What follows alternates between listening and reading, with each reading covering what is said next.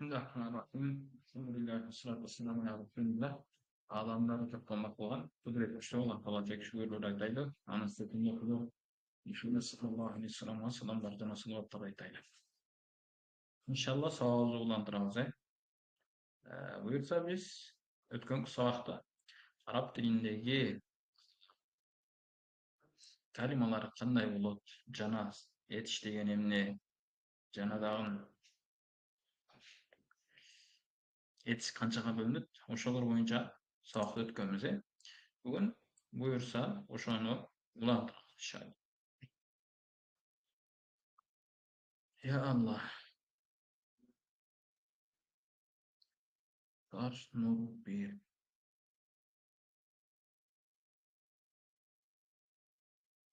Nake. İkinci sahtadan öttüge.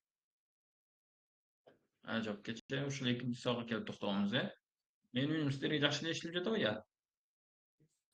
Meni önümde Waalaikum assalam warahmatullahi wabarakatuh. Oğul çıtı. kelip toxtagymyz.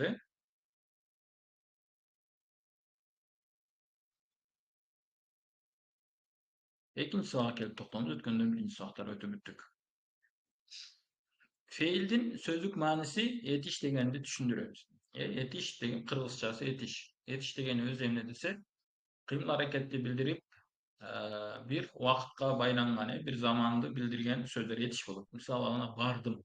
Ya kıyımlı hareket bildirip jatat, anan bardım kaçan ötkөн çakta. Ошол. Safka salınçı yetişler üçkö bölünüdü. Safka salınçı, doyuş sözlü jasooç yetişler üçkö bölünüdü. Birincisi fi'lun madin, ötkön çakta yetiş. Misal alanda fetaha degen siyahtı. Fetaha degen açtı ötkön çakta. İkincisi fi'lun mudari'un. Kelerçak jana uçurçak etişi. Fi'l mudari dep Araplarda kelerçakkadan fi'l mudari dep koyutken, ötkönçakadan fi'l mudari dep aytады. Misal alganda yaftahu.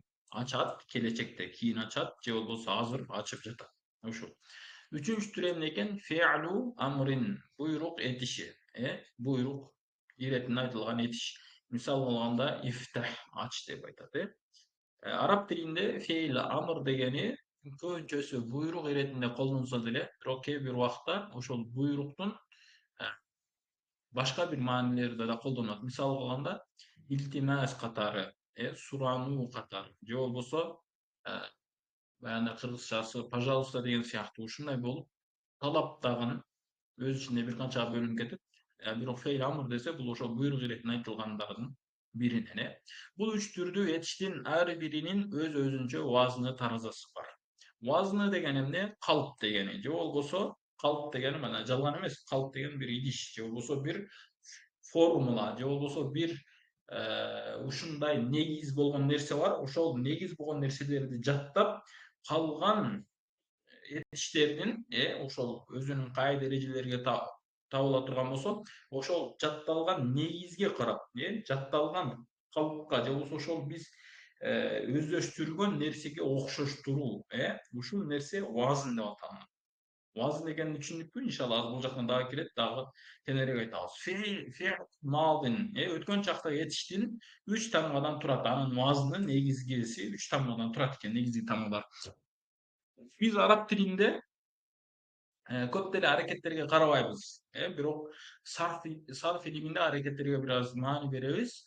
Бирок өтө деле көп деле эмес. Ошондуктан биз сарф илиминде же болбосо негизи эле араб тилинде эмне биз аракеттер муасындагы домма, касра, ушуга окшогон нерселерге аз көңүл бурабыз. Мейли ал нерсе сөздүн башында келсин, ортосунда келсин, аягында келсин. Бирок нахв илиминде болсо аяк жагына көбүрөөк маани беребиз. Баш жагына анча деле көп маани бербейбиз. Неге дегенде нахв илими ошол аягындагы нерселерди үйрөткөндүктөн ал жактарга көбүрөөк көңүл бурган аракет, көңүл бурганга туура келет. Бирок башка учурларда биз тамга деп айтканда аракет эч качан эме деп көңүлгө албай эле, дайыма тамга дегенде бул аракеттен башкы баягы негизги тамга.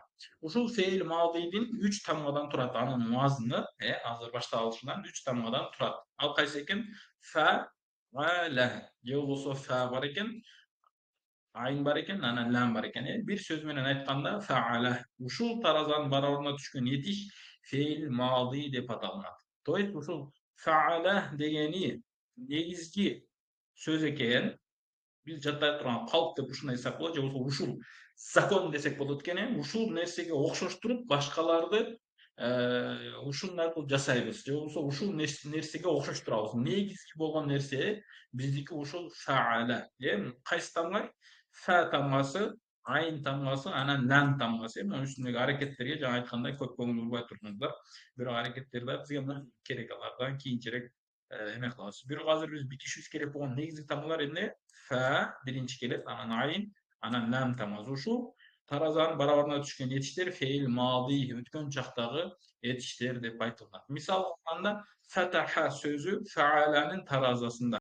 Ошондой феил мазинин акыркы тамгасынын аракети фатха болот.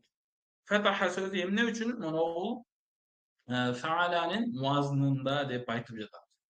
Анткени бул жакта фа бул 3 тамгадан турду, бул дагы 3 тамгадан туруп жатат. Анан ушуга окшош болуп жатат. Аягында фатха болуп жатат, ортосу дагы фатха болуп жатат, башындагы тамга дагы фатха болуп жатат. Ушуга эле куддум ушундай эле болду. Болгону сөзүнүн мааниси башка. Бирок экөөнүн турган муазыны ушуга окшош. Фатаха, фаала. Мындайча айтканда аракеттери жана дагы сөздүн кийинки бурулуусу же жасалуусу ушул фаалага окшош болуп эле жасалат. Кайсы сөздүк экен ал? Фатаха сөзүнүкү. Вазн дегени ушул фаала, маузун дегени фатаха сөзү. Фаалага фатаханы окшоштуруп жатабыз. Кайсы жактан окшоштуруп жатабыз? Аракеттерин окшоштуруп жатабыз. Жана да мындан кийин биз сарфтын башка вазындарын алабыз. Ошол вазындарда да куддум ушул нерсени окшоштурабыз. Эми караңыздар. Бул жерде мен сиздерге баягы жиберген китептин ичинде бир кошумча китеп бар азыр иншалла. Ошону ачайын. Бир орусча жакшы китеп бар да, ошону салыштырып бергенге. Азыр иншалла. Şaşırıp göre.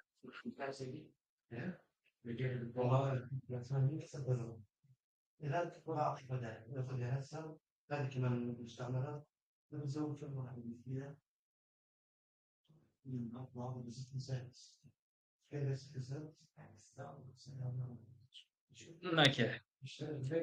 Bu жакта фатаха деген сөзүдө фатаха сөзүнүн ордуга эмне биз насара деген сөздү алып келдик. Бул жакта эми башка мисал бердик да, баардык мисал бирдей болуш шарт эмес. Субханалла. Мынакей муну экен. Жакман жайда экен. Уяхта экен.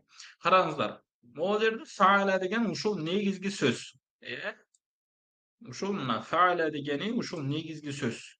Эми ушул сөздү биз мунун жатташыбыз керек. Анан калган ушуга окшош сөздөр болот. Аларды биз ушуга окшоштуруп эле кетебиз. Караңыздар. Могу насара сөзүнү ушуга окшоштурдук. Насарада мен нун, анан сот, анан ро тамгасынан жасалган да. Эми булардын караңыз, аракеттерине койгондо могу фанын барабарына биринчи тамгасын койдук. Ушуга окшош болсо, фатхали болду. Нун да фатхали болот. Неге касра кылып нисара же нисири деп окубадык? Неге? Себеби бул фааланын вазныга түшөт. Ал вазныга түшөт дегенди каяктан алабыз?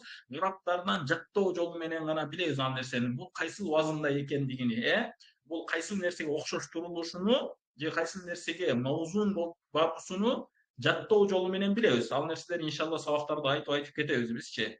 Кээ бир маселелерди. Албетте араб тилинде сөздөр көп, баардыгын айта албайбыз, бирок кээ бир өтө керектүү болгон жана сабактарда көп колдонула турган сөздөрдү айтып кетебиз. Ал эми калгандарыны өзүңүздөр башка китептерден издеп же болбосо арабтардын айткан сөздөрүнөн же китептерге жазган сөздөрүнөн билсек болот, Караңыздар, эми фа биринчи келип жатат.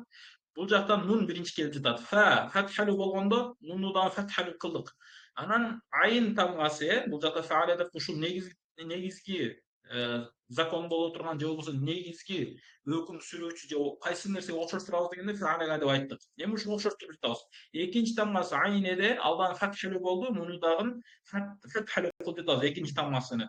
Бул үчүнчү тамгасы лам эде, фатхалу болду, бунун үчүнчү тамганын ордуга ро тамгасы муну дагы фатхалу кылып жатып, ошондуктан бул фаала болду, насара. Фаала деген сөздө кыргызчасы кылуу деген сөз. Кылган деген мааниде өткөн чакта болот да. Ал эми Nasara bola turgan bolsa jardam bergen деген өткөн чакта. Kim? Al деген адам, Al адам жардам берген. Насара al адам жардам берген. Фаала деген al адам кылган. Kim үчүнчү жактагы адамды айтып жатат. Ушуга октоштуруп жатабыз. Эми ушул жерде биз көп колдоно турган термин бар. Ал термин кандай? Фаул калима деп айтабыз. Неге? Fa'ul kelime, aynul kelime, lamul kelime dep ушундай биз термин колдонобуз. Ал термин деген эмне десе, fa'ul kelime dese, fa kelimesinin tuşuna kelген тамга деп айтабыз, мынакей. Fa'нын тушкан нун келип жатат. Ошондо нун бул fa'ul kelimenin барабарында турган тамга деп колдонобуз. Айн болсо, мына бул жактан айн алабыз. Айнул kelime деген эмне? Сот айнул kelименин барабарында турат деп айтабыз. Лам деген эмне?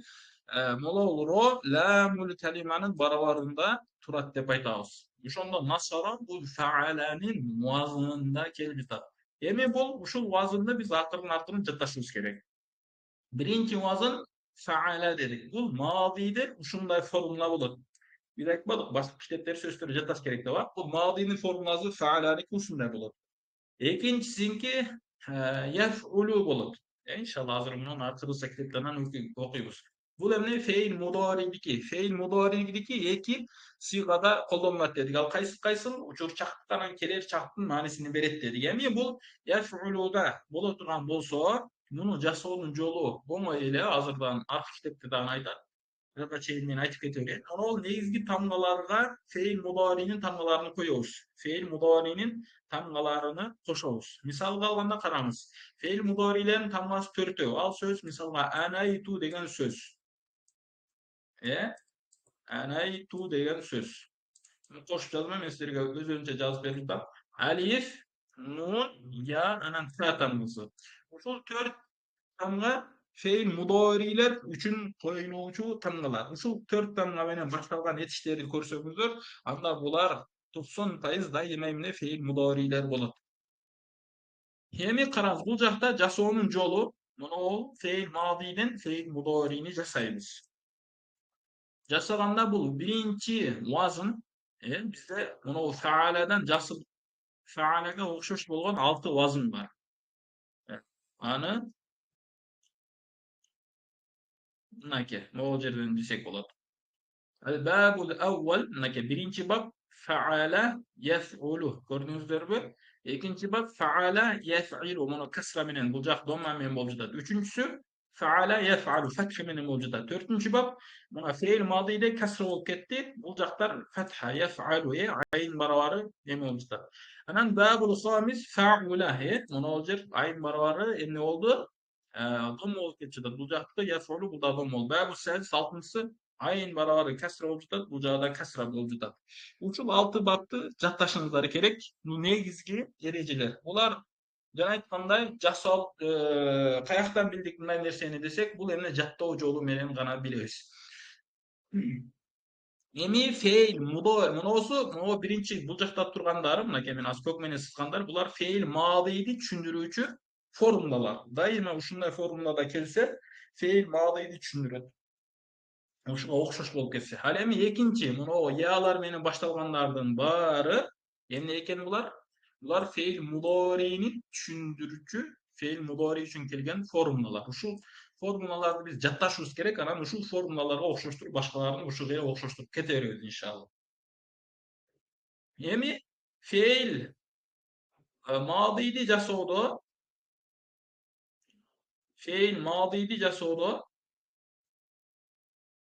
мынакей башына я тамгасын коштук, баягы төрт тамганын бирөөсүнө, бул жакта азыр ал деп айтып жатабыз, ал адам кылып жатат же болбосо ал адам кылыш керек деген сөз жасаш үчүн башына яны коштук. Анан эмне? Биринчи эме боюнча да, биринчи бапты азыр биз биринчи эле бапты үйрөнүп жатабыз да, караңыздар туугандар.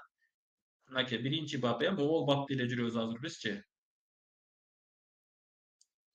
Мынакей биз азырынча могул бапты үйрөнөбүз, андан кийин калган баптарга өтөбүз, Мынакей бабул аввал, ушуну эле үйрөнөбүз. Ушуну жасаш үчүн, яфулу деп жасаш үчүн эмне кылдык? Башына я деген калиманы алып келдик. Фейл мудоридин тамгасы калима дегенде кетесиздер. Я деген харфты алып келдик. Бул я деген эмне? Мынакей, могул фейл мудоринин 4 харфынын бирөөсү, 4 тамгасынын бирөөсү. Ушуну алып келебиз, аны фатха кылабыз. Андан кийин фаул калиманы, мунун Onu sükündүү kılabız. Sükündүү kılıp. Andan keyin endi aynul kelime men lamul kelimaga dommalарды berdik. Endi biz jana aytıp ketkendey fa kelime, aynul kelime, lamul kelime degenlerimiz bular emne eken? Mınau üçöwü gana. Ya ul kelime dep hiç kaçan aytpayбыз biz. Biz negizgi tamgalarda fa ul kelime, aynul kelime, lamul kelime dep aytabыз. Ana endi andan başka aşçılarda hiç kaçan ya ul kelime, alifül kelime dep aytpayбыз. Niye? Meyli Allah koşulsa dile. Bolgonu nege zat ayttık sebebi bu üçöwü negizgi tamga. Biz negizgi tamgalardı jaktap bilişimiz gerek. Arap dilindeki sözler oşol negizgi tamgalar bolot. Oşol negizgi tamgalar bir manyaya eye bolot. Анан ошол негизги тамгаларга сиз башка бир тамгаларды кошсо менен, мисалы алганда азыр могу жерде фейл мудорин тамгаларын кошуп жатабыз. Истифала бабындагы син менен алифтин жана башка инфааладагы алиф менен нундун жана башка сөздөрдүн тамгаларын кошкондо ошол негизги эле маани бир аз кошумча мааниси менен өзгөрөт, Misalga bu faala degen kılgan degen bolsok, buga feil mudoriyдин ya tamgaсын koştuktan o hareketlerini özgörtürdük. Oşonda bu negizgi tamgalara ya tamgası koşulup kalgandыктан feil mudoriyдин keler çaktagı etişti je bolsa uçur çaktagı etiştin maanisini berip kaldı. Oşol sebepten biz negizgi tamgаны çaktayбыз. Negizgi tamgalar kaytan biletkemiz feil madiyдин tamgalarынан gana bilebиз. Ал эми ушул негизги тамгалар жана айткандай жаштап жатташыбыз керек эмне фаул келиме, айнул келиме, ламул келиме ушундай жаттайбыз да башка кошулган тамгаларды ал фейл мудоридин тамгасы же болбосо истифала вазынындагы алиф менен синдин тамгасы же болбосо инфаала бабындагы алиф менен нуннун тамгасы деп ушинтип айтабыз. Түшүнүктүрбү? İnşallah biraz usta düşünü aldыңыздарбы? Караңыздар, мынакей жасаганда эми ушуга окшоштуруп, насыра деген мадийде мындай болду деди. Эми мудориде мынакей ушундай кылып эле жасайбыз иншалlah.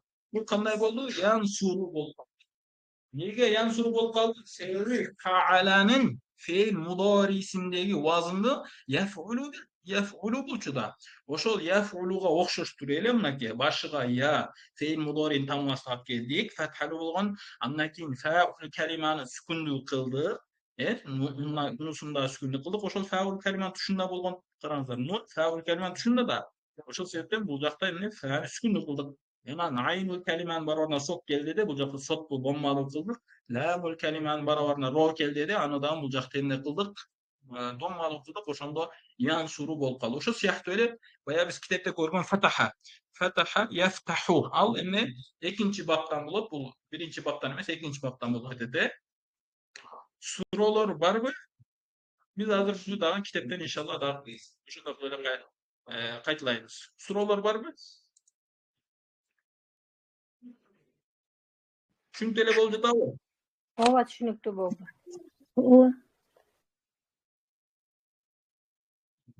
Anda özünün kitapga qaytabыз. Ушул нерсе эң негизги нерсе. Студенттер ушу башында кантип жасоо, неге мындай фаалан неге кылып алдык деген нерсени көпчүлүк түшүнбөй кыйналат. Ушул нерсени иншалла жакшылап түшүнсөңүздөр, кантип жасоо, фаул келима, айнул келима, ламул келима деген нерселерди жакшылап түшүнүп алсак, калганы оңой эле болуп кетет иншалла бизге. Мынакей бул жакта караңыздар, фаала жаңгындай жасоо жол менен жасадык. Мынакей фаала, фаул келиманын барабарына бул жакта фатха сүкүнүн фасын алып келдик. Анан айнул келиманын ордуна тааны алып келдик. Ламул келиманын ордуна хааны алып келдик. Фаала деген сөз ал кылган деген нерсе, фатха деген сөз ошондой эле өткөн чактын минхажында же болбосо өткөн чактын маанисинде эмне ал ачкан деген эле маани берет. Көрдүңүздөрбү ушундай. Анан бул жакта дагы бир кошумча сонун нерсенин рухатамда айтып кетти, эмнени айтып кетти? Фейл мади, өткөн чакты билдирген этиштердин бардыгынын аягы дайыма фатха болот. Бардыгынын аягы дегенде иншалла биз дагы келебиз. Фейл мадилердин бир канча түрү бар. Ошол түрлөргө карап аяктары өзгөрөт. Бирок азыркы мондой ушундай фаала вазында келгендердин бардыгы эмне аягы эмне болот экен? Feil madı эме фатха болот экен, Feil madiydi түшүнгөн болсок, анда feilun mudari, учур чактын этиши. Же келер чактын. Feil mudarinin az вазны могу жерде тамам калып түшүп калыптыр. 4 тамгадан турат. Ал эмне? Я, фа, айн, лам. Яфалу. Бир сөз менен айтканда яфалу болот. Ушул таразанын барабарына түшкөн этиштер feil mudari деп аталат. Эмне? Яфалу вазнынын барабарына. То есть fa, ayn, lamdin aldında fe'il mudorilerin bir tamgası kele turgan bolsa, bular emne eken? Fe'il mudori dep atalınat eken. Misal bolganda yaftahu, yaf'alu tarazasında. Görüңүздөр, mo fetha degen sözdүn fe'il mudorисин kayaktan aldık, yaf'alu waznyga saldık. Ya mınake. Fa'ul kalima mындай boldu. Aynul kelime mınдай boldu. Lamul kelime mınдай boldu. Anan başına ya degen bir qo'shimcha tamg'a olib keldik. Al fe'il mudori tamg'asini so'z turlab kelishimiz kerak biz. Jasalышын көрдүңүздөрбү? Оңойлоо экен.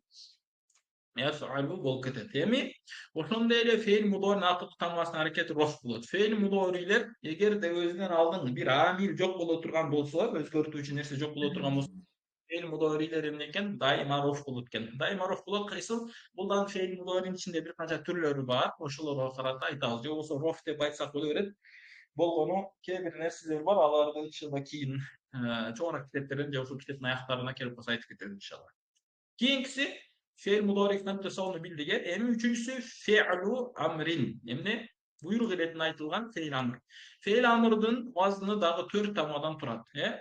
Alif minen, anan fa, ayn, anan lam. Mana negizgi tamalara koydunuzlar. Bir ile tamam koştuk. İf'al. Negizgi tamalar özgörmedi gördünüzler mi? Negizgi tamalarga oşun için ayttık da fa'ul kelime, aynul kelime, lamul kelime, uşu gene başka tamalar koşup geteriyoruz. Amr'dın alifini koştuk. Mudari'nin yasını koştuk. Gördünüzler mi? Ушул сыяктуу негизги тамгаларга эле бир эки тамганы ашыкча кемитүү менен сөздү жасай беребиз, сөз жасай беребиз. Араб тилинде бир белгилүү болгон тамгадан, мисалга фаала деген сөздөн биз 30-40ка жакын сөз алсак болот. Башына бир тамга коюу менен, башына эки тамга коюу менен, башына бир, ортосуна бир, анан ортосуна бир, ортосуна эки, башчыгына 3. Ушинтип өзгөртүп ошол фаала деген сөздөрүнө толтура сөз алып кетебиз. Ошондуктан биз билишибиз керек, фааланын кайсы тамгасы негизги тамга, ошол ал эми кайсы тамга кошумча тамга деп. Неге дегенде бул кошумча тамга бул маани берүү үчүн же болбосо бир формуланын негизинде коюлган тамга болуп эсептелинет. Эгерде сиз формуланын негизинде коюлган тамганы негизги тамгалардан ажырата албасаңыз, анда эми сөз жасай албайсыз, аралаштырып жибересиз. Ошол себептен мисал болгондо ошол эле фаала деген сөздө маф'улун деген сөз жазылат. Ошол эле фаала деген сөздөн фаилун деген сөз жасалынат. Ошол эле фааладан муфтаил, муфтаал жана башка ушундай сөздөр жасалынып кете берет. Маф'ил, маф'ал деген сыяктуу. Эми караңыздар, жаңы эле фаул калима, айнул калима, ламул калиманын башына эмне экен? Алифти алып келип койсок, жана айтып кеткендей биякта эмесиге жакшы көңүл бурбайбыз. Неге дегенде кээде ифал, кээде уфал, же уфул, же афал, афил деп өзгөрүп кетет. Башына алифти алып келебиз. Кыскасы кандай болсо дагы. Алифти алып келебиз. Алифти алып келгенде эмне экен? Фейл амр болуп калат экен. Ифал аягын сүкүндүү кылабыз, аягын сүкүндүү кылабыз. Ифал ушул таразанын барабына түшкөн нетиштер фейл амр деп аталат. Иншалла бул фейл амрдан кантип жасоону кийинки сабактарда келет. Мисал болгондо жаңы фатаха сөзү эди, эмне ифтах болду, фатаха деген негизи калималар кайсы эди? Ким айтат кана? Ким айтат? Ким айтат? Фатаханын негизи тамгалары кайсы? Фатаханын негизги тамгалары фа, та, ха. Ошол негизги тамгаларга биз эмне кылдык? Башына эле алиф тап келип койдук, ифтах болуп калды. Аягы сүкүн кылдык. Кайсы? Ифул вазынга окшоштуруп. Караңыздар. Негизи тамгасы мына фа биякта сүкүндүү эле, бул жакта да сүкүндүү болду. Биринчи келди, фанын барабарына келди. Эмеге ушул жерде макулам кийин айтайлы, азыр болуп кетпесин. Фаул калиманын барабарына келген тамга эмне фа эди, бул да сүкүндүү болду. Айын барабарына туш болуп келген тамга та эди, ал фатхалуу болду. Анан ламул барабарга туш болуп келген тамга ша эди, ал сүкүндүү болду. Иф'ал, ифтах деп ушинтип сөз жасадык. Иф'ал деген ал кылсын, иф'ал деген сен кыл деп амр айтабыз да буйрук иретинде. Ифтах дегенге сен ачкын деп айтабыз, ушул таразасында болду. Ошондой эле фейл амрдын акыркы тамгасынын аракети сүкүн болот, İnşallah azırınca sizleri görüşmek düşünüyoruz. Misal olana ifal ayağı sükunme giret. Feil amırlardaki ayağı sükunme giret. O yerde sükun degendin orduna жазым degende жақшырақ болот dedi damılaya. Nege? Себеби жазым деген кичине көп нерсени өз ичиге камтыйт. Жазым дегенде макул иншалла дамылга кийин бир эме болуп айтып коебуз. Bu üç feilin her biri ikiye bölünür. Şu üç feil her birisi öz aldında hem ikiye bölünür ekan. Biz kıramızlar. Kaysı jönü söz bolotken bizde biz hem sarf iliminde uşul feil mazi, feil amr, feil mudari boyunca söz kılabız jana uşundan jasalınçı sözleri boyunca da ne? Negizinden uşul biz başına aytkандай sarf ilimi yetiştir boyunca söz kılabız. Anan ошол этиштердин ичинен этиштерди үчкө бөлдүк. Эми ушул үчөө боюнча сөз кылабыз. Анан ушул үчөөнүн курулган сөздөр боюнча сөз кылабыз, Каяка карап кетип жатканыбызды түшүнүңүздөр. Биринчиси ар бирөө экиге бөлүнөт деди. Биринчиси маалум дейт. Белгилүү болгон. Белгилүү деген мисалга жаңагыдай фаала ал кылган деген, белгилүү азыр айтат иншалла. Мисалда фаала аткарды деген сөз. Яфалу аткарат. İf'al atkar деген. Kim? Al. Üçüncü жак белгилүү адам. Ал ким аткарышы belgili adam. Andan keyin hem ikincisi meçhul degen belgisiz degeni. Misalga fu'il atkarıldı. Emne atkarıldı? Belgisiz. Fu'ile atkarıldı. Yuf'alu. Bu fu'ile hem de yapılacak. Yuf'alu mudari. Atkarıldı gelecekte. Josu az atkarıldı tutat. Emne atkarıldı da belgisiz bolup жатат. Bir nerse belgisiz aytkanda uşu aytat ekенбиз. Lituf'al atkarıl dep amr eletine uşu aytat ekенбиз. Feilder çüntügü ayrı bir öz ekiye bölünөт экен. Ma'lum жана majhul degeni. Ma'lum degeni kim kılgаны же kim taraptan kılıngаны ошол иштин жүргөнү белгилүү болот. Ал эми majhul деген kim taraptan kılынганы же кайсыл нерсенин кылынганы белгисизди majhul деп айтып коет экен. Андан кийинкиси үчүнчүсү андан кийинкиси то есть кечиресиздер дагы экиге бөлөбүз feilдерди. Кандай кылып экиге бөлөбүз? Оң жана терс деп, ушул бул үчөөнүн ар бири дагы өз алдынча бул жана терс дагы экиге бөлүнөт. Биринчиси исбат деп, исбат дегени бекитүү же болбосо оң маанини берген этиштер. Оң маанини берген этиштер мисалга алганда фаала аткарды, яфалу аткарат, ифал аткарды. Ал эми нафи терс маанини же болбосо тыюу, мисалга алганда ма фаала аткарбады, La yef'alu atkarbayt, la tef'al atkarba деген сыяктуу. Оң маанинде деген сөз бир нерсенин исбат болуусунун же болбосо бир нерсеге тыйбастан туруп айткан сөздү оң маани деп айтат экенбиз. Ал бир нерсени тыйса, бир нерсени жокко чыгарса, аны эмне дейт экенбиз? Нафи, терс маани дейбиз да. Терс маани деген кылба, аткарба, ойнобо деген сыяктуу. Ойногон жок, ойнобойт, ойногон эмес деген сыяктуу маани берүүсү ушул терс маани. Көрдүңүздөрбү? Маани берүүсүгө карап оң жана терс, маалум жана мәжһүл болуп ушинтип төрткө бөлүп алынат. Суроолор барбы?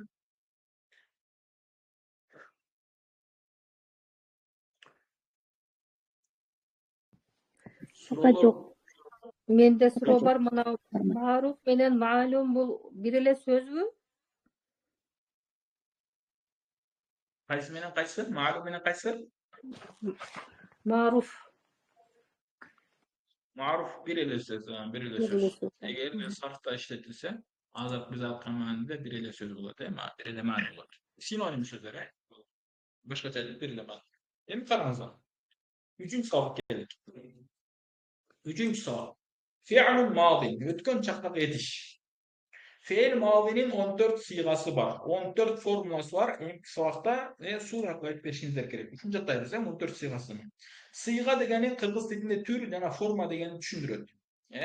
Сыйга дегени жана мен айтып кеткендей вазн деген эле мааниде. Же болбосо баягы жөндөмө деген сыяктуу. Баягы жөндөмөдө атооч жөндөмөсү, илик жөндөмөсү деп аягына биз үчөөнү кошуп кетебиз. Билесиздерби? Атооч деген мен, илик деген менин, барыш деген мага, табыш деген менин, жатыш деген менде, чыгыш менден деп ушинтип айтат эмеспизби, туугу?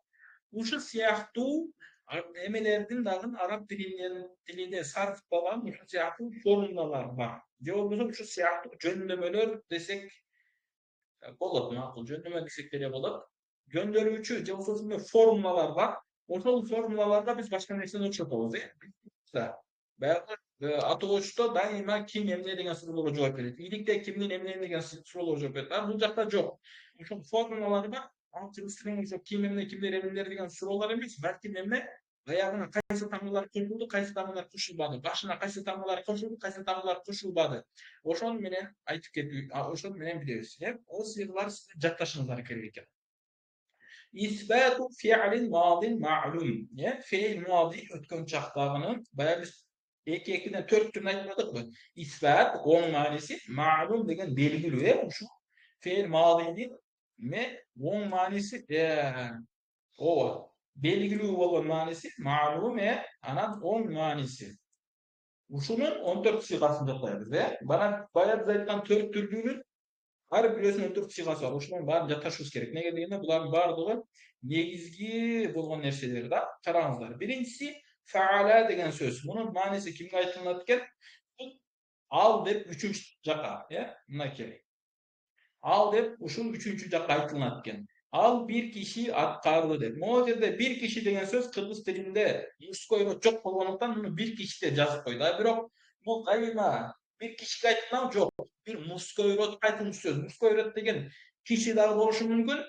Kişi emes, adam hayvan bolup kalışı mümkün. Же болбосо bir canı жок nersedен bolup kalışı mümkün. Misalga кыймылдап жаткан эмне десе стол кыймылдап жатат. Эмне үн чыгарып жатат? Стол үн чыгарып жатат дегендейчи. Ушул сыяктуу нерселер болот. Бирок стол ушул жерде мужской родбу, женский родбу? Бул жакта bir киши, bir аял дегени мужской род же женский род деп. Өткөн сабакта мен мужской род, женский род айттым окшойт.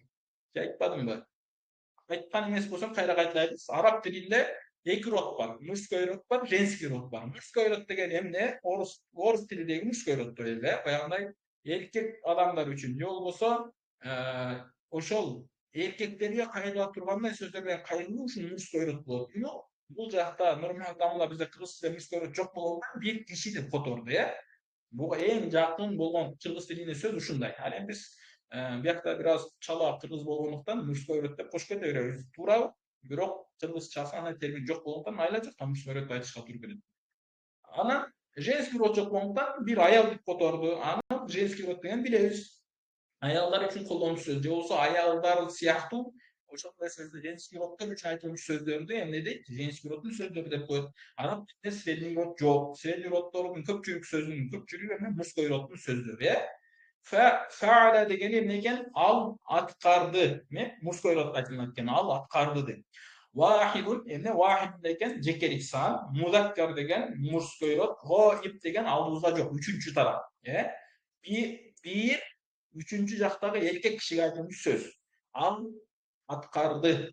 Al atkardı. Vahidun degen janagындай, aytıp kettigen. Fiala degeni alar iki kişi atkarıştı. Tesniye degeni ekilik, ekөө degeni, muzakkar degen muzkoy rod, ghaib degeni üçüncü jak. Al degen söz. Ghaib degen aldığımızda jok atmy. Ghaib. Faala dep faalanın ele ayağına yerine koşup koydu. Lam tammasını koşup koydu. Ekilik sanlarga ушундай fe'l madinin ayağına emne eken lam tammasını koşup koya turgan bolso, emne bolot eken? Ekilik sana aylanıp kılat eken, Alifu tasniye dep koydu. Mınakey o faala ele degen söz da. Ушунун аягына эле алифти кошуп койду. Алифти кошкондо ламга кошкондо мындай болуп кошулат. Билебиз, мынакей.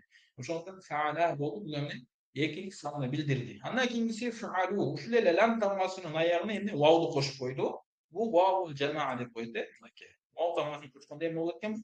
Ада көп кишилер аткарышты. Көп кишилер дегенде араб тилинде биз эмне? 3 же андан көп адамды түшүнөбүз, 3 же андан көп.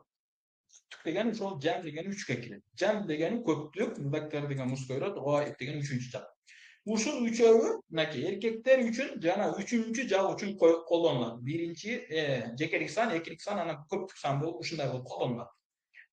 Эми булар караңыздар. Жаңгы эле негизги тамгалардын аяктарына кээ бир тамгалар кошобуз. Мисалы алганда женский роддун таасирин коштук, ал bir аял аткарды деген маани келип чыгат. Ал bir аял аткарды деген маани келип чыгат. Караңыздар.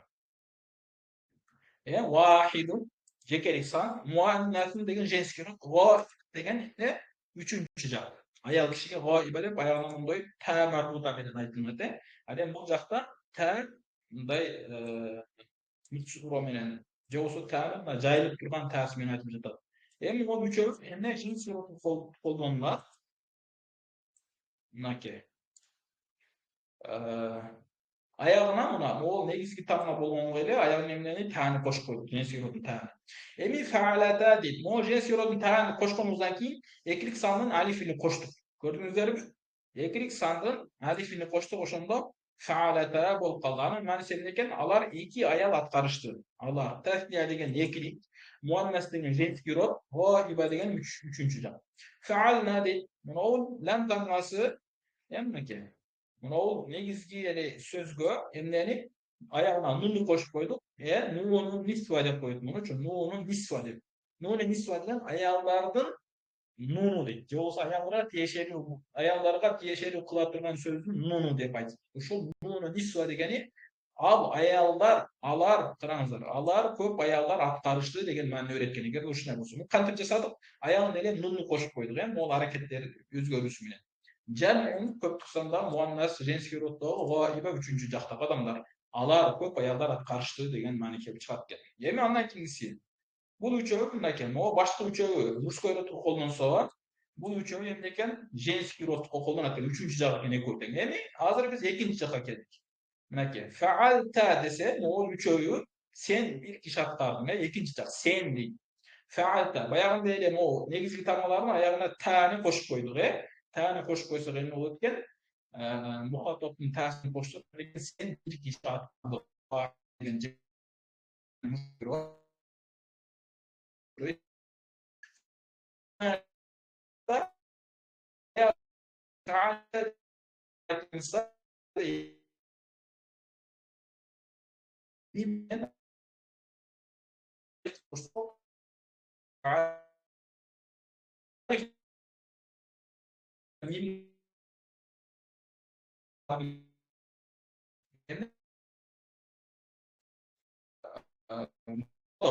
taraf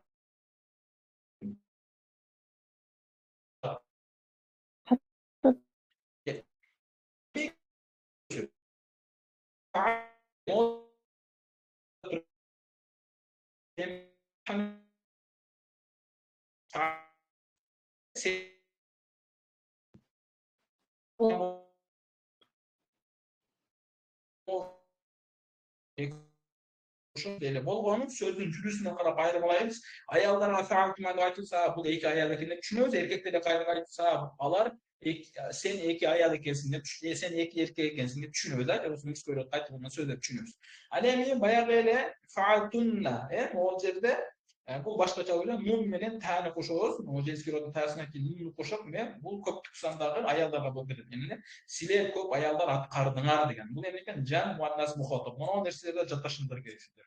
Анан фаалту деп айтса, караңыз, могул жерде фатха менен сен деп айтса, фаалт женский род болсо, фаалту деген мен деген айтылат экен. Бул уже эмне? Биринчи жак. Биринчи жактан кийин мен, фаалту. Men bir kişi bir ayal atkar. Bu müskel rıtkıdan jenski rıtkıdan kete verir. Faaltu dep men dep ayal aytsa bu erkek dan faaltu dep aytı verir. Bu hiç katan özgörmeydi. Bayağı ele negizli tamla fa'ul kelime aynul kelime la'ul kelime nasb keyin emne eken ta bommasını koş koyduğumuz men degen ança atken. El faalna degen nun menen alif koşsok biz degen keletkin. Biz bu erkeklerden ayallardan uşunda mende koşup verdi. Bunu emniyeten vahid mütekellim, cem'un mütekellim deydi. Uşunu en kısa vaka sizlerine suuda kılıp aytıp verişiniz gerekir. Neye degende bu en negizgi bolgan formulalar uşu.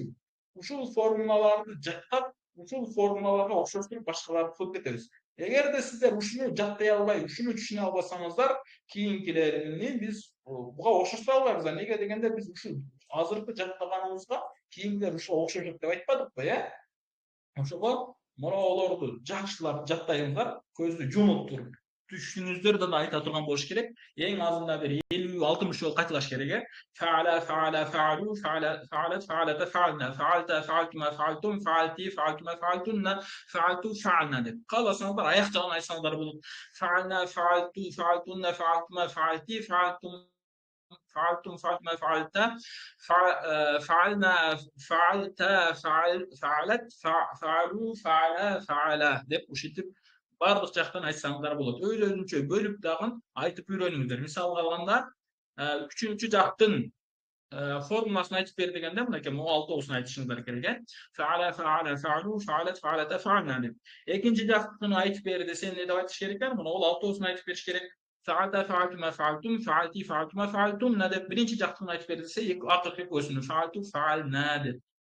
Birinchi tushuningizdir, ikkinchi jashlab jatdangizlar. Andan keyin jam jam muannas g'oib deganda endi deb ayta olsam, mana ular jiqtashindir kerak. Alar ko'p ayollarga qarshi, alar jenskiy rodda atqarishdi deb shunday tushunishinglar kerak. Topshiriqlar tushundingmi inshaalloh? Tushundingmi topshiriq? Oba. ova. Qarangizlar, So'rovlar bormi?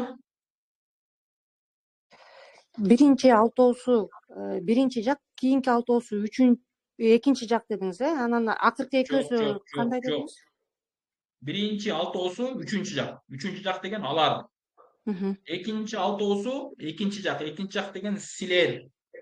Эң акыркы экөөсү биринчи жак. Мен жана биз деген. Акыркы экөөсү? Биринчи жак. Сабак сактандан кийин кайра эсиңиздер болот, Башка суроолор жокпу?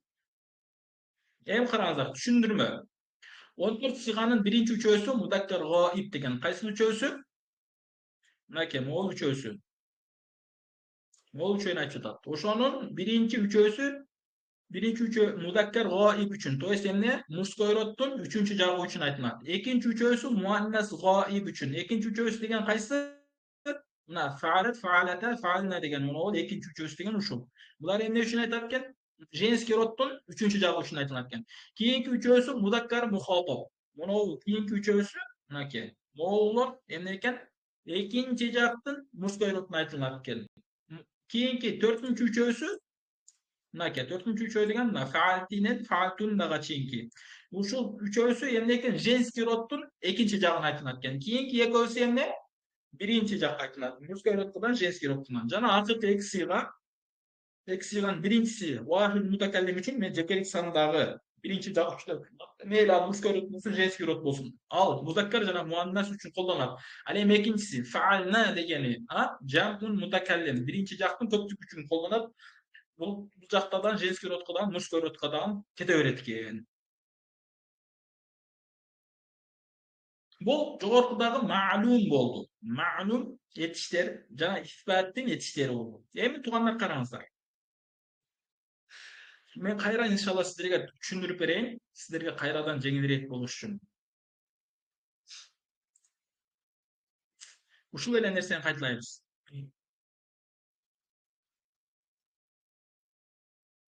Бул жактан айтпаптыр, Макул, могу китептин өзүнөн кайталайбыз. Караңыздар, кайра кайталайбыз туугандар. Иншалла жакшылап билиңиздер, ушул нерсе бизге аябай керек.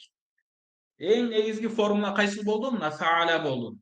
Көрдүңүздөрбү? Фаала болду. Ушуга эми келги тамгаларды коюу менен өзгөртөбүз. Бая айтпадымбы? Негизги тамгалар фаул калима, айнул калима, ламул калималар билишибиз керек депчи.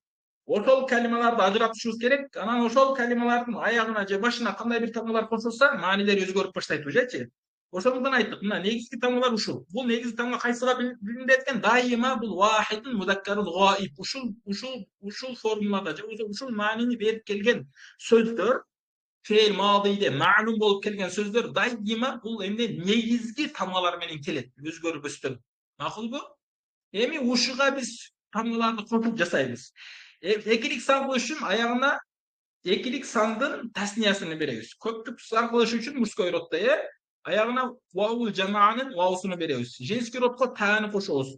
Женский родко та кошулгандан кийин, женский роддун экилик кылыш үчүн эмне? Алифти кошуп жатабыз. Анан женский роддун көптүгүнү кылыш үчүн эмне? Нуну нисваны кошуп жатабыз. Булардын бардыгы эмне болду? Үчүнчү жактагы этиштер болду. Ал деген. Эми экинчи жакка кошуш үчүн мужской родко тааны кошот экенбиз, Ал эми экилик сан болсо та мим алифти, Могу экилик алифтин экилиги. Ошол алифтин экилиги дейм да, экиликтин алифи кечиресиздер. Кээде ушундай сөздөр аралашып келсе, туура түшүнгөнгө аракет кылыңыздар, же мени оңдоп коюңуздар, Андан кийинкиси көптүк сан үчүн эмне? Та анан мимни кошот экенбиз экинчи жакта. Женский родко тини кошот экенбиз, буга туманы кошо берет экенбиз, бул экөө окшош деп айттык. Анан эми женский роддун көптүк саны болсо, эгер экинчи жакта эмне? Тунна дегенин акырына ушуну кошот. Негизги тамгалар ошол бойдон, болгону аракеттери бир аз өзгөрүп, анан аягына тамгалар кошуп жатат. Көрдүңүздөрбү? Мына ал алтоосу эмне болду? Экинчи жак болду. Өзгөрүүсүн байкаңыздар. Качан алифти кошсок эмне болот? Таны кошсок эмне болот? Та деп айтсак эмне болот? Ти деп айтсак эмне болот? Ошого көңүл буруңуздар. Ошону дагы түшүнүңүздөр. Алифти кошконуңузда мындай маани берет экен, домманы кошконуңузда мындай маани берет экен депчи. Кууну кошо турган болсок биринчи жакка келет. Мен дегенге, наны кошо турган болсок биз дегенге келет. Түшүндүкпү иншалла? Бул эң негизги нерсе. Ушул формулаларды жакташыбыз керек. Кийин мисалга насараны айтканда ушуга эле коюп аяктан өзгөрүп кетет. Мисалга биз азыр фатха деген сөздү өтпөдүкмү ал жерде? Фатханы ушуга окшоштурабыз деге. Фатаха, фатаху окшоштурганда караңыздар. Негизи тамгалар ошол боюнан коюп, аягын кошобуз. Караңыздар. Мындай эле болуп өзгөрөт алчы. Фатаха, фатаху, фатхат, фатахата, фатахна, фатахта. Эми ал жерге келдик. Караңыздар. Фатахта көрдүңүзбү? Мына бул ламул барабарга келген тамга эмне сүкүнү болду, андан кийин та кошулду. Фатахта. Фатахтума, фатахтум. Женский родқа келгенде фатахти, фатахтума, фатахтунна. Мен деп айтканыбызда эмне? Фатахту, биз деп айтканда фатахна деп ушундай айтабыз. Көрдүңүздөрбү? Негизи тамгадан кийинки кошулган тамгалардан эле сөздөрдүн мааниси ушинтип жасалып кетет. Андан кийин эми мажхулдөрдү жасаганда жогоруда исбат, fi'lin madin ma'lumdu öttük. Sigalarını düşüngөн soň түшүндүк иншалла баарыбыз. Исбат деген эме оң мааниде. Маалум деген белгилүү болгон. Ал аткарды, ал деп аткарды. Ким аткарды? Баягы этишти ким аткаргандыгы белгилүү. Же кайсы этиш, же кайсы нерсе аткарылгандыгы белгилүү. Иншалла башка этиштерди колдонгондо ушундай маани чыгат. Неге дегенде фейлдер лазим жана мутадди жана башка да түрлөр бар да, ошого карата кээде фейлдин аткаруучусу болот, же кээде фейлдин өзү аткарылган болот. Ошол себептен эми ошол фейл аткаруучу же болсо фаил белгилүү болгондорду маалум деп айтат экенбиз. Эми ушуну түшүнгөндөн кийин бизге эми мажхулду түшүнүшүбүз керек болот. Мажхул деген ошол фейлди ким аткаргандыгы белгисиз. Фейлди ким аткаргандыгы белгисиз. Эми мажхулду жасоонун жолу мындай. Оңой эле. Жаңыркы эле негизги тамгалар фааланын негизги тамгаларын билебиз, түшүнөбүз. Ошол тамганын фа барабарына, фаул калима тамгасына домма берет экенбиз. Ошондо мындай фуала болду. Бул биринчи жол. Экинчи жол айын тамгасына касра беребиз, фуила болот. Айнул барабарды эмне касралуу кылат экенбиз. Биринчисин доммарып, фаул барабарды домма кылабыз, айнул барабарды касра кылат экенбиз. Ла тамгасы фатха болгон катары ошондо фуила деп жасалат. Бул негизи тамгалар ушундай фуила болуп жасалынды, аке. İsbat fi'il madi mechullukum da fu'ila deb жасалынды. Эми ушуга эле баягы эле аягындагы нерселерди кошуп кете беребиз. Fu'ila, алифтин экилигин коштук, fu'ilu. Баягы могу жерде кичине аракеттер өзгөрөт, ушуга да көңүл буруңуздар. Жамдын ваусуну коштук, fu'ilu. Женский роддо таны коштук, fu'ilat. Женский род тасын экөөсүн коштук, fu'ilata. Нуну нисваны коштук, fu'ilna. Экинчи жактыкын тасын коштук, fu'ilta. Экөөлүкү fu'iltuma. Fu'iltum, fu'ilti, fu'iltuma, fu'iltunna, fu'iltu, fu'ilna bol ушинтип кетти. Иншалла ушунча сиздерге жетиштүү болот, Ушунча сиздерге жетиштүү болот. Кийинки сабакка иншалла сиздерге тапшырма Фатахани ушул фейл, исбат фи'лин мади маалум окшоштуруп жазып келесиздер ушундай кылып. Могул жактарына кыргызчасын түшүнсөңүздөр, жазыңыздар. Сиздер азыр кыйналып каласыздар, кийин азыр жакшылап түшүнүүңүздөрдү байкаш үчүн жазыңыздар. Мону кутунчулап жазасыздар. Бул жагында ушундай фатаханы өзүнүн маанисинде бул жакта аткар десе эмне, тиякта ачты деген маанини жазасыздар. Вахил мудаккар гайб деген моголорду жазыңыздар. Андан кийин ошол эле фатаханы фейл мудо эме мажхулуну кандай болот? Фатаханики мен айтып коеюн сиздерге, кыйын болбосун. Футиха болот, Футиха, футиха, футиху, футихат, футихата, футихна болот. Ушинтип жазып келесиздер. Келиштик иншалла. Иншалла.